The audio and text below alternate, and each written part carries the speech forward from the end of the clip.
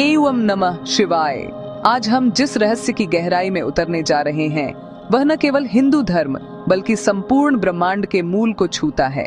यह कथा है आदिदेव परम शिव की, जिनके बारे में कहा जाता है कि उनका न कोई आदि है और न कोई अंत। वे अजन्मा हैं, वे ही स्वयंभू हैं। पौराणिक ग्रंथों विशेषकर शिव महापुराण में महादेव को वह परम सत्ता माना गया है जो किसी मानवीय प्रक्रिया या जन्म चक्र से बंधे नहीं है। जब कुछ भी नहीं था, न आकाश, न पाताल, न जल, न वायु, तब केवल शिव थे। वे ही परम ब्रह्म और सदाशिव कहलाते हैं। उनका अस्तित्व समय, काल और स्थान की सभी सीमाओं से परे है। फिर भी सृष्टि के भीतर उनके स्वरूप के प्रकटीकरण की कई अद्भुत कथाएं हैं। ये कथाएं हमें यह समझाती हैं कि एक निराकार शक्ति किस प्रकार साकार रूप लेकर इस ब्रह्मांड के निर्माण, पालन और संहार के चक्र को गति देती है। आइए इन 3 प्रमुख कथाओं के माध्यम से महादेव के जन्म के महारहस्य को समझते हैं। यह कथा लिंग पुराण और शिव महापुराण में अत्यंत विस्तार से वर्णित है। यह वह समय था जब सृष्टि का विस्तार शुरू हो ही रहा था।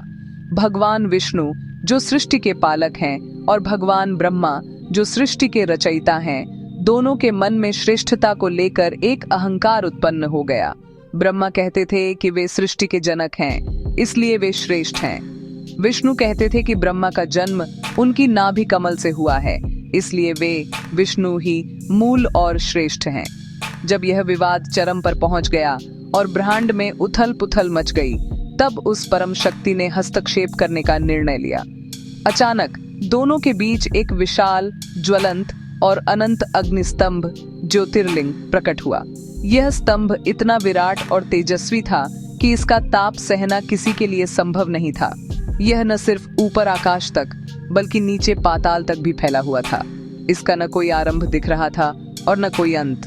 एक गंभीर गर्जना भरी आकाशवाणी हुई, जो कोई भी इस स्तंभ के आरंभ और अंत को खोज लेगा वही ब्रह्मांड में सर्वोच्च माना जाएगा।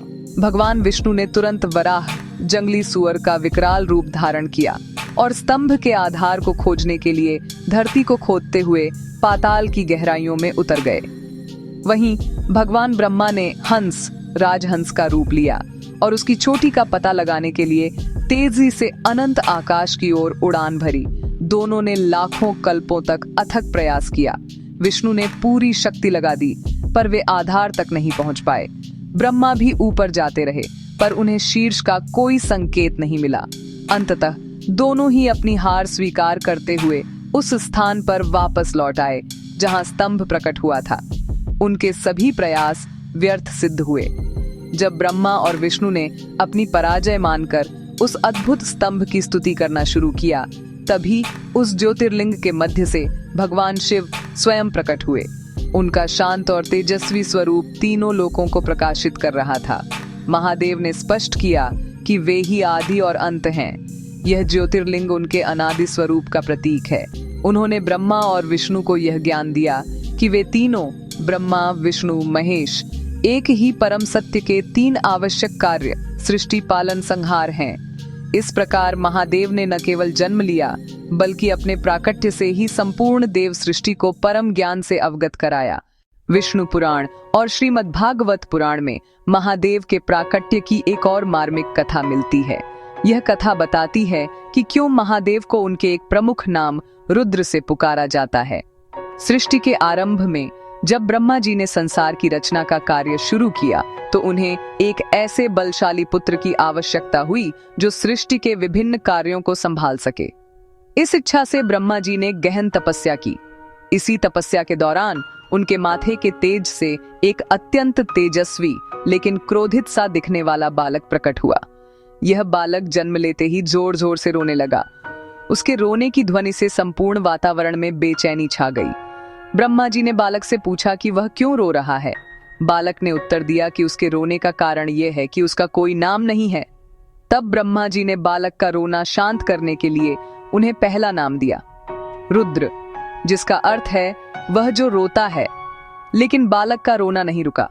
बालक ने मांग की कि जब तक उसे उचित और संतोषजनक नाम नहीं मिल जाता, वह रोना बंद नहीं करेगा।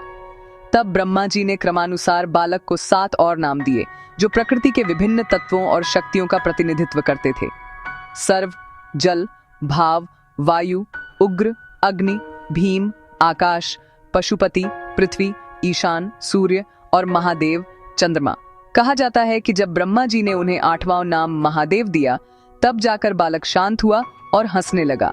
इस प्रकार महादेव बालक रुद्र के रूप में प्रकट हुए और उन्होंने ब्रह्मा जी के पुत्रवत स्थान को स्वीकार किया।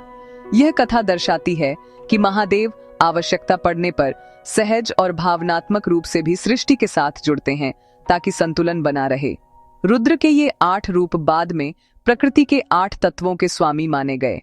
उत्पत्ति की एक तीसरी और थोड़ी अलग व्याख्या श्रीमद् देवी महापुराण में मिलती है। यह कथा शिव को सदाशिव और परम ब्रह्म मानते हुए उनके माता पिता के अस्तित्व को भी एक अलग रूप में प्रस्तुत करती है।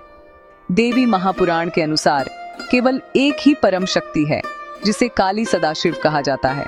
इसी परम शक्ति के योग से माँ दुर्गा प्रकृति का जन्म हुआ और इन दोनों सदाशिव और दुर्गा के मिलन से ही तीनों देवों ब्रह्मा, विष्णु और महेश का जन्म हुआ। इस कथा के अनुसार माँ दुर्गा इन तीनों देवों की माता हैं। एक प्रसंग में जब ब्रह्मा और विष्णु स्वयं को श्रेष्ठ सिद्ध करने के लिए लड़ रहे थे, तब सदाशिव को स्वयं प्रकट होना पड़ा। उन्होंने कहा कि हे मेरे पुत्रों, मैंने ही तुम तीनों को इस सृष्टि के निर्माण, पालन और संहार के लिए अलग अलग कार्य दिए हैं। इस कथा में शिव, महेश स्वयं सदाशिव के पुत्र के रूप में प्रकट होते हैं, जो यह दर्शाता है कि हर पीढ़ी में सत्ता का हस्तांतरण होता है, पर मूल शक्ति सदाशिव हमेशा एक ही रहती है। इन सभी कथाओं का सार एक ही है। महादेव का जन्म एक साधारण घटना नहीं है, बल्कि परम सत्य का प्रकटीकरण है।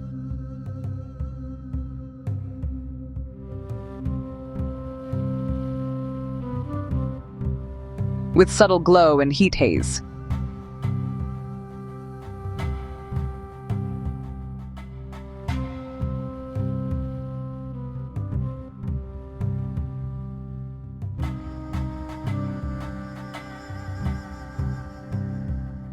महादेव न कभी जन्मे न कभी मरेंगे। वे योग मुद्रा में स्थित हैं, क्योंकि वे समय से परे हैं। वे ही आदि योगी हैं, जिन्होंने इस संसार को ज्ञान दिया। वे ही आदि देव हैं, जो सबसे प्राचीन हैं। तो दोस्तों, अगली बार जब आप ओम नमः शिवाय कहें, तो याद रखें कि आप उस शक्ति का आह्वान कर रहे हैं, जो स्वयंभू है, जो जन्म और मृत्यु के बंधन से मुक्त है और जो इस पूरे ब्रह्मांड का आधार है। आपको महादेव के जन्म का कौन सा रहस्य सबसे प्रिय लगा? हमें कमेंट बॉक्स में जरूर बताएं। इस वीडियो को लाइक करें और ज्ञानवर्धक सामग्री के लिए हमारे चैनल को सब्सक्राइब करें। हर हर महादेव।